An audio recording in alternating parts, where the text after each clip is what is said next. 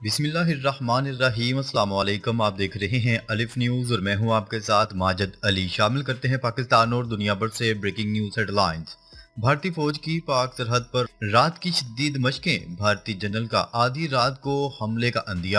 بھارتی فوج نے پاکستانی سرحد کے ساتھ مغربی سرحد پر تینوں مسلح افواج کی بڑے پیمانے پر مشترکہ فوجی مشق ترشول 2025 کا آغاز کر دیا ہوا ہے۔ یہ مشق 30 اکتوبر سے 10 نومبر تک راجستھان اور گجرات کے قریب جاری ہیں، جس میں 20,000 سے زائد فوجی جدید ہتھیار، میزائل اور طیارے شامل ہیں۔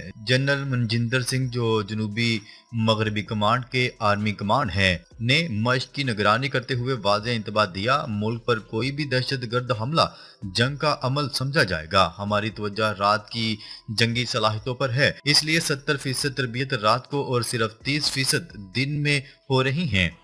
بھارت کا مزید کہنا تھا کہ یہ مشقیں دہشت گردی کے خلاف تیاری اور رات کے آپریشن کی صلاحیت بڑھانے کے لیے ہیں۔ نوٹم جاری کر کے ہوائی حدود محدود کی جا چکی ہے۔ دوسری طرف پاکستان کی جانب سے رد عمل میں اسلام آباد نے بھی ہوائی حدود محدود کر دی ہوئی ہے۔ کمرشل پروازوں کے راستے تبدیل کیے گئے ہیں۔ دونوں ممالک کی فورسز ہائی الرٹ پر ہیں۔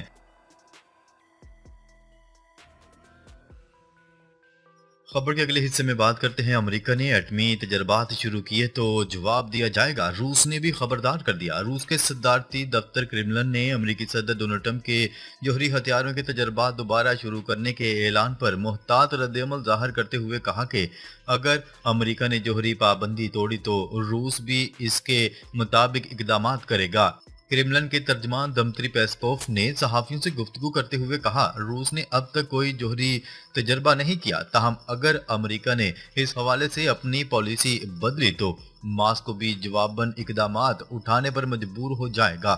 انہوں نے کہا ہے کہ صدر ڈونلڈ ٹرمپ کے اس بیان سے قبل روس کو واشنگٹن کی جانب سے کسی نئی حکمت عملی یا موقف کی اطلاعات نہیں ملی۔ ڈونلڈ ٹرمپ نے اپنے بیان میں دعویٰ کیا ہے کہ دیگر ممالک بھی جوہری تجربات کر رہے ہیں، لیکن روس کو اس حوالے سے کسی ملک کی سرگرمیوں کا علم نہیں۔ ترجمان نے واضح کیا ہے کہ روس کے حالیہ بریوسٹنک کروز میزائل اور پوسائیڈن جوہری ٹارپیڈو کے تجربات جوہری ہتھیاروں کے نہیں تھے۔ روس ہمیشہ جوہری تجربات پر عائد پابندی کا احترام کرتا آیا ہے، لیکن اگر کوئی ملک اس معاہدے سے ہٹتا ہے تو روس بھی اس کے مطابق رد عمل دے گا۔ خبر کے اگلے حصے میں بات کرتے ہیں۔ اسرائیلی فوج میں جبری بھرتی کے خلاف لاکھوں افراد سڑکوں پر نکل آئے۔ اسرائیلی فوج میں لازمی بھرتی کے خلاف لاکھوں افراد نے سڑکوں پر نکل کر اپنا فیصلہ سنا دیا۔ یروشلم میں فوجی بھرتی کے خلاف احتجاج کے لیے ریلی کا انعقاد کیا گیا۔ غیر ملکی ذرائع ابلاغ کی رپورٹ کے مطابق لاکھوں افراد پر مشتمل ریلی کے شرکاء ایک ایسے قانون کا مطالبہ کر رہے تھے جس میں اسرائیل کی لازمی فوجی خدمات سے بچنے کے حق کی ضمانت دی جائے۔ ریلی کے شرکاء میں سیاہ ٹوپیاں پہنے مردوں کے ہجوم نے ترپال کے ٹکڑوں کو آگ لگا دی، جبکہ سینکڑوں پولیس اہلکاروں نے شہر بھر کی کئی سڑکوں کو بند کر دیا۔ مظاہرین نے یروشلم کی طرف جانے والی تمام سڑکوں پر مارچ کیا، جنہوں نے فوجی بھرتی کی مذمت کرنے والے پلے کارڈ بھی اٹھا رکھے تھے۔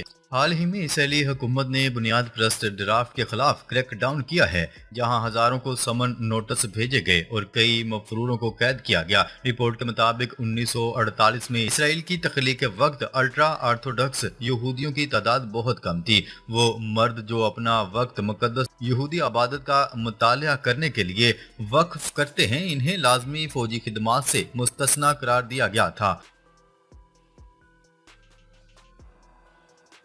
خبر کے اگلے حصے میں بات کرتے ہیں۔ امریکہ اور بھارت کے درمیان 10 سالہ دفاعی معاہدہ، خطے میں نئی صف بندی کا آغاز۔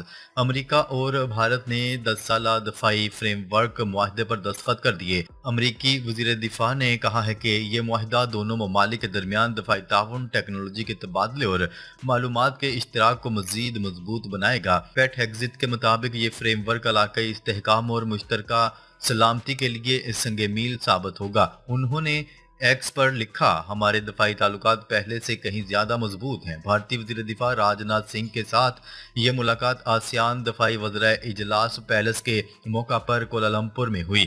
मुआहदे पर दस्तखत के बाद अमरीकी वजीर दिफा ने भारत के साथ ताल्लुकात पर इत्मीनान का इजहार करते हुए कहा कि ये ताल्लुकात दुनिया के सबसे अहम शराकतदारियों में से एक हैं।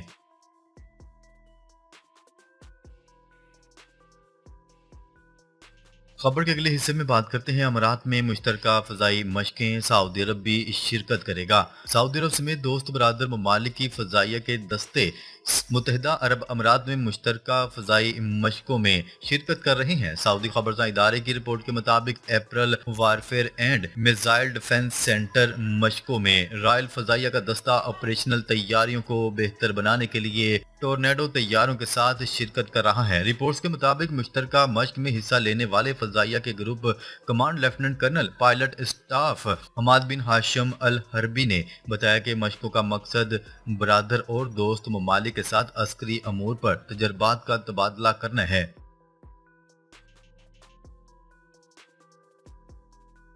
खबर के अगले हिस्से में बात करते हैं अमेरिका का जोहरी तजर्बात दोबारा शुरू करने का फैसला गैर जिम्मेदाराना है। ईरानी वजीर खारजा अब्बास अराक्ची की जानिब से अमरीकी जोहरी तजर्बात दोबारा शुरू करने के फैसले पर रद्द-ए-अमल का इजहार किया गया।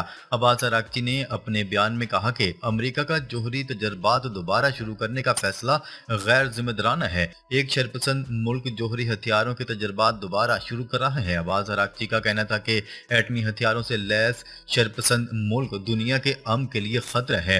वाज़ेह है कि अमरीकी सदर डोनाल्ड ट्रंप की जानिब से 33 साल बाद अमरीकी एटमी हथियारों के तजर्बात दोबारा से बहाल करने का हुक्म दिया गया है। डोनाल्ड ट्रंप का कहना था कि अमेरिका अपने जोहरी हथियारों की जांच बराबरी की बुनियाद पर फौरन शुरू करेगा। बरतानवी न्यूज एजेंसी की रिपोर्ट के मुताबिक डोनाल्ड ट्रंप की जानिब से ये फैसला चीन और रूस के बढ़ते हुए जोहरी प्रोग्रामों के रद्द अमल में किया गया है। खबर के अगले हिस्से में बात करते हैं रूस की जानिब से अमेरिका भेजे गए मेमो के बाद डोनाल्ड ट्रंप प्यूटन की सरबराही मुलाकात मनसूख। अमेरिकी सदर डोनाल्ड ट्रंप और रूसी सदर व्लादिमीर पुतिन की मुलाकात मनसूख हो गई। बरतानवी अखबार की रिपोर्ट के मुताबिक रूस की जानिब से अमेरिका भेजे गए मेमो के बाद डोनाल्ड ट्रंप पुतिन की सरबराही मुलाकात मनसूख हो गई। बरतानवी अखबार का कहना है कि यूक्रेन जंग के खात्मे के लिए रूसी वजारत खारजा ने बहुत ज्यादा मुतालबात कर दिए हैं। बरतानवी अखबार का कहना है कि रूसी वजारत खारजा की बहुत ज्यादा मुतालबात ने बिडाप्स मीटिंग को खत्म करने पर मजबूर किया। खबर के अगले हिस्से में बात करते हैं गजा में हमास ने मजीद 2 यरगमानियों की लाशें इसराइल के हवाले कर दी। गजा में जंगबंदी के बावजूद इंसानी अलमियाँ बरकरार है। जहां फलस्तीनी मुजाहमती तंजीम हमास ने मजीद 2 यरगमानियों की लाशें इसराइली हुकाम के हवाले कर दी हैं, वहीं हमास ने ये लाशें रेड क्रॉस की निगरानी में इसराइल के सुपुर्द की।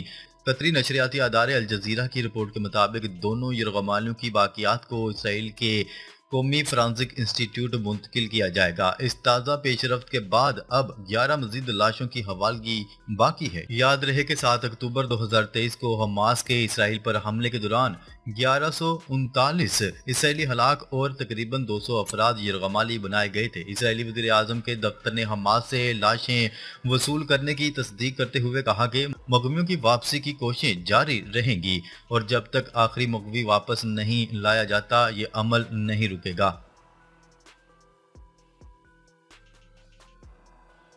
खबर के अगले हिस्से में बात करते हैं कतरी वज़ीर आज़म ने जंगबंदी की खिलाफ वर्जी का इल्ज़ाम फ़लस्तीनी गिरोह पर आयद कर दिया।